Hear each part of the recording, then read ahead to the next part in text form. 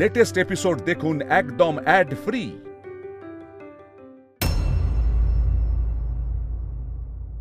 মা ভোগ খাচ্ছিল আর তোমরা তাকে খেতে না দিয়ে তাড়িয়ে দিলে গো।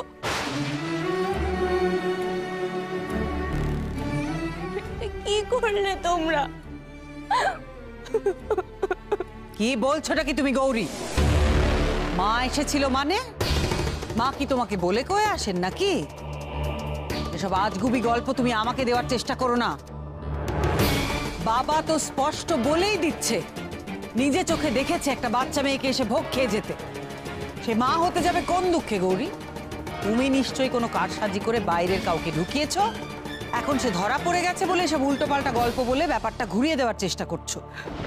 শৈলমা, আমি কেন বাইরে থেকে কাউকে আনবো? এতে আমার কি লাভ হবে?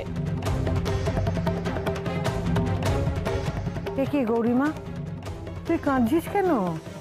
তোমরা বুঝতে পারছো না, কেউ বুঝতে পারছো না।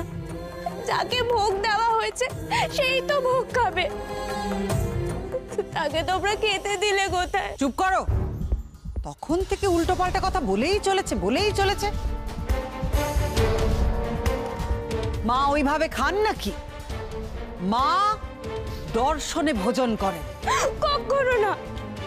মায়ের ভালো লাগলে মা সেটা খায়।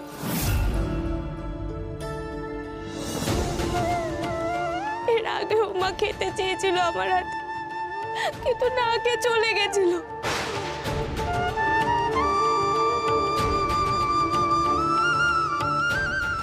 আমার টাকা চাই না, বড় খিদে পেয়েছে, যদি দুটো খেতে দিতে। ও মা, সে কি? তুমি খাবার খাওনি? সেটা তো আমাকে আগে বলবে। তুমি চলো আমার সঙ্গে, আমি তোমাকে খেতে দিচ্ছি। এসো আমাদের বাড়িতে, এসো। কই গো মাসি?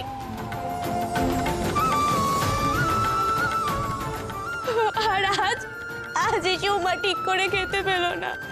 ও মা গো, কি হলো মা? আমার যে ঠিক করে খাওয়া হলো না। দেখো কি করছে এই মেয়েটা, তোমরা দেখছো? ওর তো মাথা খারাপ।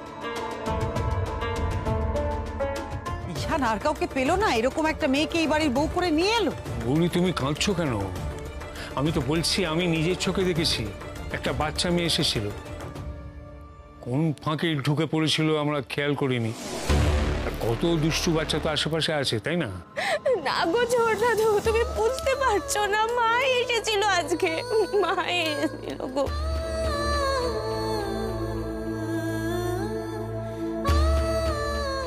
ওঠ, চোখ খোল গৌরী, ওঠ, চোখ খোল।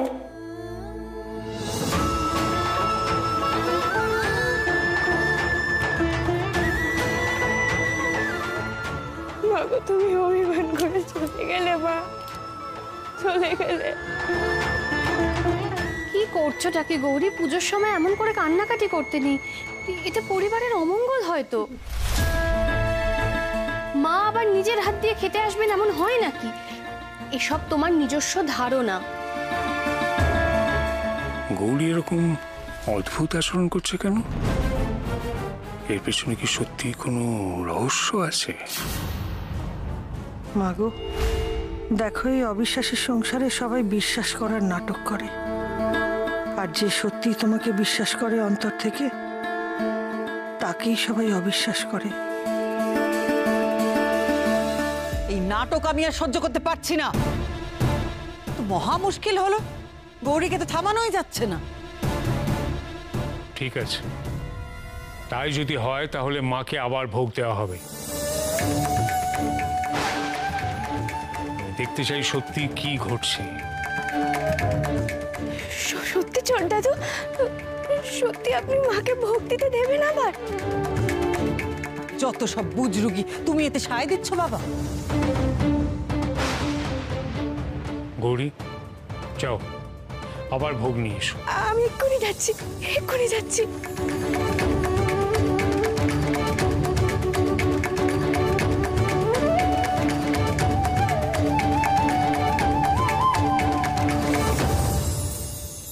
মাগো, খাও মা, আর অভিমান করে থেকো না। এই দেখো, আমি নিজে খাইয়ে দিচ্ছি, খাও। আমি ভাবতে পারছি না, এখনো মায়ের পুজো শেষ হয়নি, ঘট বিসর্জন হয়নি, তাও ত্রিকাঠির মধ্যে গৌরী মাকে স্পর্শ করছে। আমি ভাবতে পারছি না।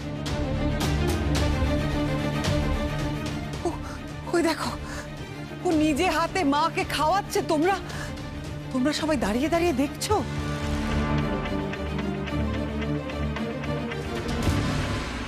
কি ঘোর অনাচার! বাবা, তুমিও চুপ করে দাঁড়িয়ে আছো, কিছু বলছো না তুমি?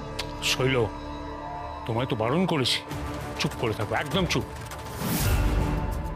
বাবা যত গৌরীকে নিয়ে বাড়াবাড়ি করছে, যত ওর কথা মেনে নিচ্ছে, আমার মাথায় আগুন জ্বলছে, আগুন।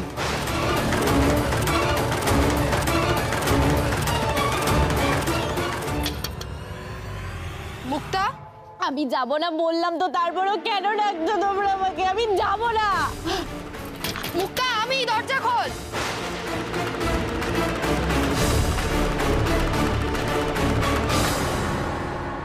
কিরে, দরজা খোল। কেন, কিছু কি দরকার আছে? হ্যাঁ, নিশ্চয়ই দরকার আছে বলেই এসেছি।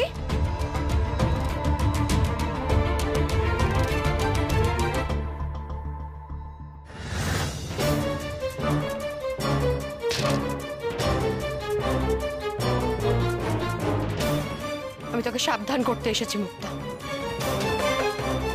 দেখলি তো আজকে সকালবেলা কি হলো। আর যেন এরকম না হয়। আমায় কিন্তু অনেক কষ্ট করে সবটা সামাল দিতে হচ্ছে মুক্তা, আমি বলে দিচ্ছি। বাড়ির যে যাই বলুক না কেন, তুই একদম ওদের কথায় নাচবি না, একদম নয়। তোর এই কেলেঙ্কারির কথা যদি জানাজানি হয় না, কেউ আসবে না তোকে বাঁচাতে, কেউ না। নিজের তো সর্বনাশ করবি, সঙ্গে নিজের দিদিটারও সর্বনাশ করে ছাড়বি। সমস্তটা ছাড়কার হয়ে যাবে, আমি বলে দিচ্ছি। আর একটা কথা ভালো করে মাথায় ঢুকিয়ে রাখ, এই ঘরের চৌকাট তুই বেরোবি না, একদম নয়। কোনো দরকার নেই তো এত নাচন কোদন করার। এরকম কোনো কাজ তুই করিসনি কিন্তু। মা, আমি তো বেরোতে চাইনি, ওরাই আমাকে জোর করে দিল। আর যেন না হয় মুক্তা, সেই জন্যই বলতে এসেছি, বুঝতে পেরেছিস?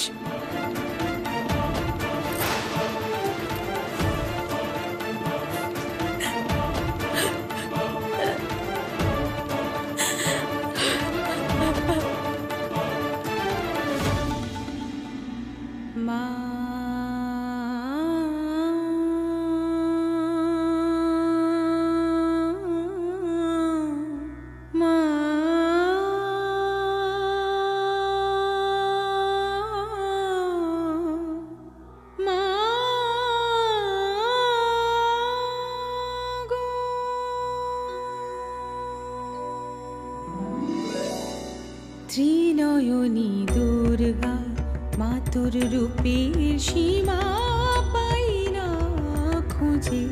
ত্রিনয়নী দুর্গা মাতুর রূপের সীমা। প্রতিদিন গৌরীর গানের মধ্যে দিয়ে মাকে আহ্বান করা হয় বলে এই পুজোটা যেন আরো বিশেষ হয়ে উঠেছে। লুটায় মাতুর মা। গৌরীমা যেরকম আত্মমগ্ন হয়ে গান করে, ওর গানে যেরকম আত্মনিবেদন, যেন এক দৈব পরিবেশের সৃষ্টি হয়। মাও যেন নিজে ওর গান শোনার জন্য উদ্গ্রীব হয়ে থাকে। চরম তলে দশভুজে ত্রিনয়নী দুর্গা মাতুর রূপের সীমা পাই না খুঁজে। ত্রিনয়নী দুর্গা। আমি না শুধু ভাবি, গৌরী কি এমন জাদু করলো বলো তো? সত্যি বাবা, তুমি পর্যন্ত অবাক হয়ে ওর গান শুনছো? হ্যাঁ,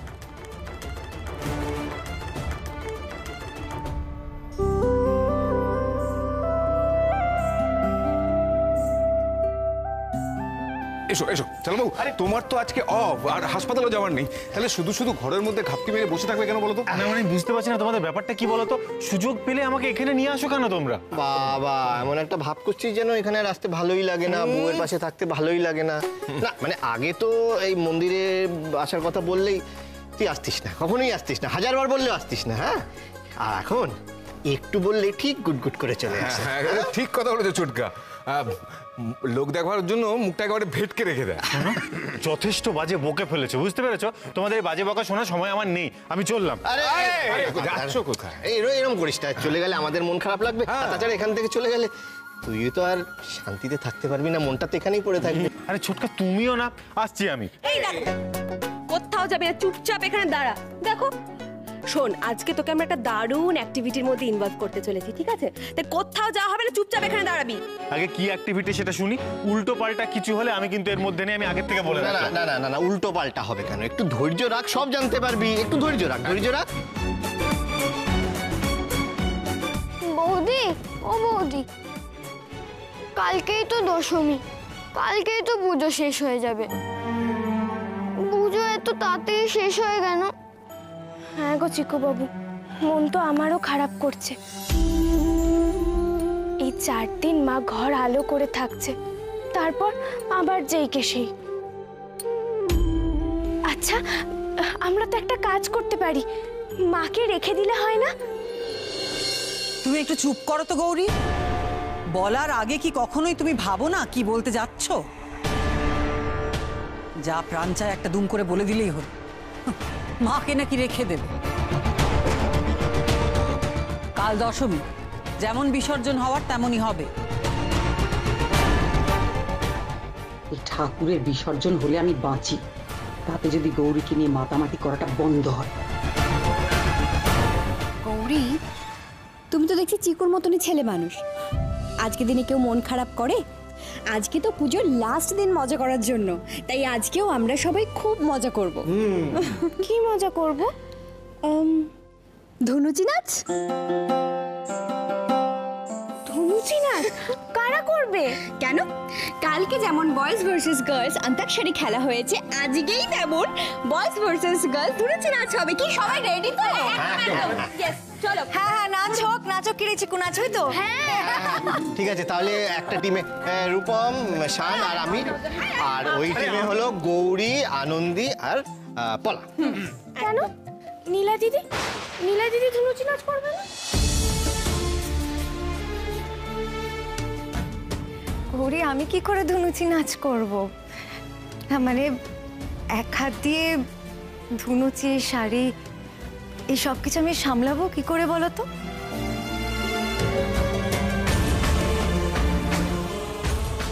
তোমরা নাচো না, আমি তো আছি। আমি দাঁড়িয়ে দাঁড়িয়ে সবটা দেখো, আমি সব সময় তোমাদের সাথে আছি।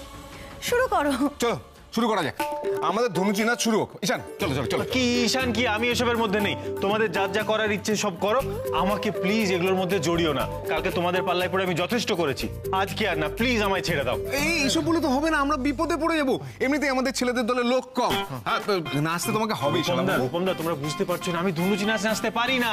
আরে আমরা কোথায় ট্রেন্ড ধনুচি নাচের ডান্সার? হ্যাঁ, আরে আমরা যেরকম ভাবে নাচবো তুমি দেখে দেখে সেভাবে নেচে দেবে, তাহলেই হয়ে গেল। খুব একটা জটিল কিছু ব্যাপার না। না না, ও সব কথা আমি শুনতে চাই না। চলো চলো চলো।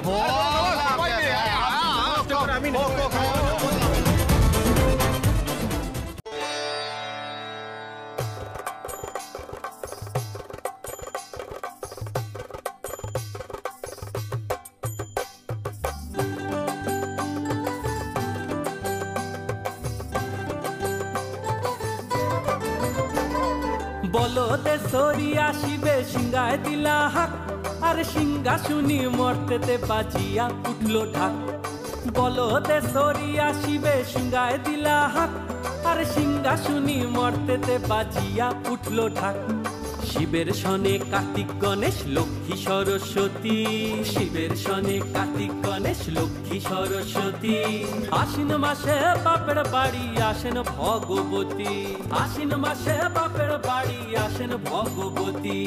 গৌরী এলো দেখে জালো, গৌরী এলো দেখে জালো, গৌরী এলো দেখে জালো, গৌরী এলো দেখে জালো। ভবেরও ভবানী আমার ভবন করিল আলো, গৌরী এলো দেখে জালো, গৌরী এলো দেখে জালো।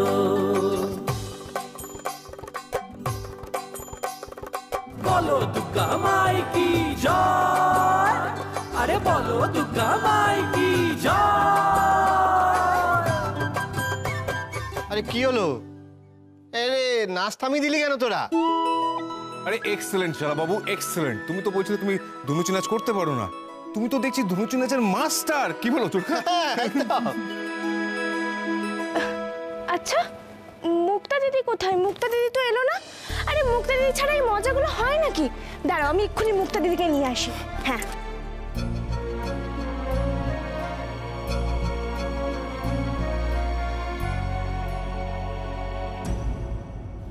মুক্তা দিদি,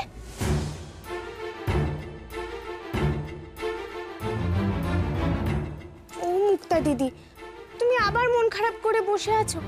আরে নিচে সবাই কত মজা করছে, চলো আমার সঙ্গে মুক্তা দিদি। না গৌরী, বললে কেন শোনো না বলো তো? বলছি তো আমি যাব না, তারপরও বারবার জোর করে যাচ্ছে আমি যাব না কোথাও।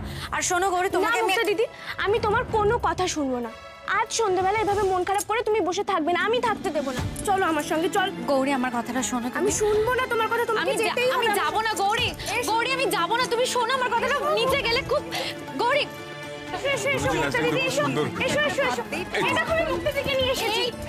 এই তো আমাদের শালি সাহেবা চলে এসছে, আমাদের অনুষ্ঠানের মুখ্য আকর্ষণ। একদম একদম। তো বার করে বারণ করলাম আমি, সেই চলে এলো। চল চল চল। নাচতে তো হবেই। কি হলো? করে থাকলে হবে।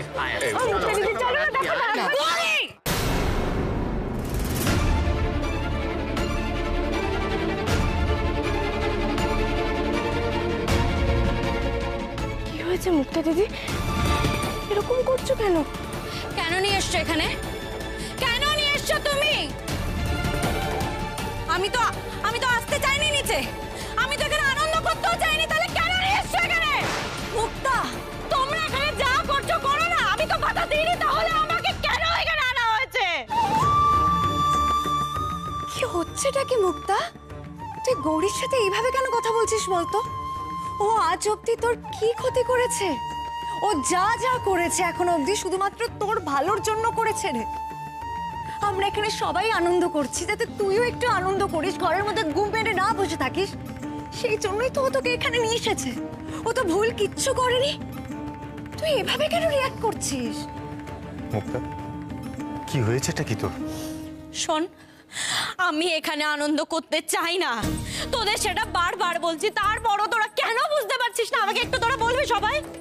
আমি তো নিচে আসতে চাইছি না, তারপরও কেন? আমি জানি তোরা এইটা বোঝানোর চেষ্টা করছিস তো যে সবকিছু নর্মাল আছে, কিচ্ছু হয়নি, কিন্তু না, কোনো কিচ্ছু নর্মাল নেই। আমি নষ্ট করে দিয়েছি, আমি নিজে হাতে সবকিছু নষ্ট করে দিয়েছি, এই বাড়ির আনন্দ নষ্ট করে দিয়েছি, সবার মুখ বন্ধ করে দিয়েছি, এই বাড়ির প্রত্যেকের মান সম্মান ধুলোয় মিশিয়ে দিয়েছি, সবকিছু হচ্ছে আমার জন্য। এসব তুই কি বলছিস মুক্তা? তুই থাম, শান্ত হ। কি করে শান্ত হব ছোট ঠাম্মি? দোষ তো আমার, আমি দোষ করেছি না সব, কিভাবে শান্ত হব? না মুক্তা দিদি, তুমি কোনো দোষ করনি। আর পৃথিবীর সবাই চিৎকার করে বললেও আমি এটা মানবো না যে তুমি অন্যায় করেছো, তুমি দোষ করেছো। আমি মনে করি যে মানুষের বিন্দু মাত্র বুদ্ধি বিবেচনা আছে, সেটা কখনোই বলবে না যে তোমার দোষ ছিল। তুমি থামবে গৌরী একটু।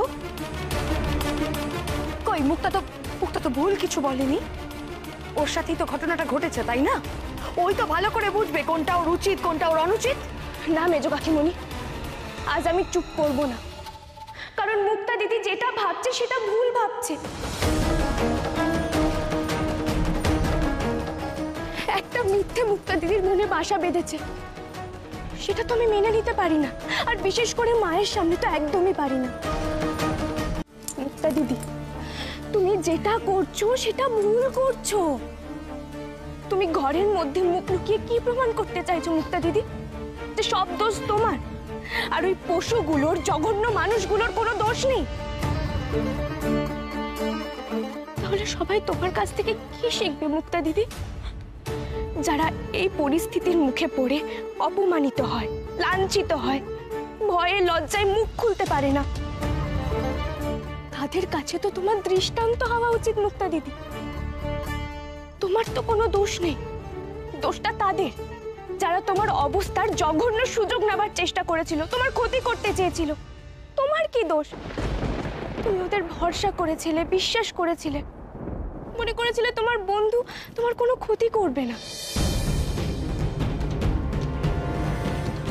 বিশ্বাস করাটা দোষের নয় গো মুক্তা দিদি, বরং যারা বিশ্বাস ভঙ্গ করে তারা হলো একটা নরকের কীট। চুপ করো গৌরী, খবরদার যদি আমাদের বাড়ির মেয়েকে উল্টোপাল্টা শিক্ষা দেওয়ার চেষ্টা করেছো তুমি। কিছু মনে করবেন না শৈলমা, আমি যেটা বলছি তাতে কোনো ভুল নেই। বরং মুক্তা দিদির মাথায় একটা ভুল ভাবনা ঘুরছিল। অন্যায়ের কাছে মাথা নত করাও কিন্তু অন্যায়েরই সমান।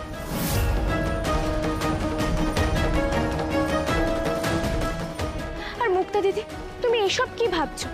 তুমি একবার ভেবে দেখো তো, স্বয়ং মাকে শুম্ভ নিশুম্ভ থেকে শুরু করে বাকি অসুররা কত অপমানিত, কত লাঞ্ছিত করার চেষ্টা করেছিল। মা কি তখন মুখ লুকিয়ে পালিয়ে গেছিলেন? পালিয়ে যাননি, বরং যারা অন্যায় করেছে তাদের চরম শাস্তি দিয়েছেন। আমরা সেই মাকেই পুজো করি মুক্তা দিদি, আর তুমি সেই মায়ের সামনে দাঁড়িয়ে এমন কথা কি করে বলো? এতে তো মায়েরই অপমান মুক্তা দিদি।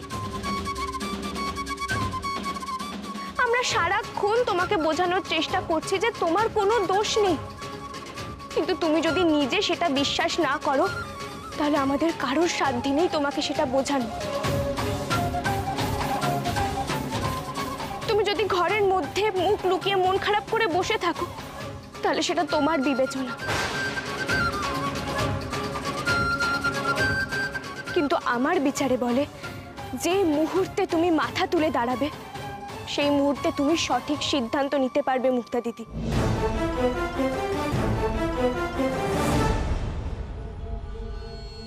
দিন দিন গৌরী বদলেই যাচ্ছে দেখছি। সেই নিরীহ গোবেচারা গৌরী আর নেই, সাহস তো বেড়েই চলেছে দেখছি। এই কি আমার সেই গৌরী?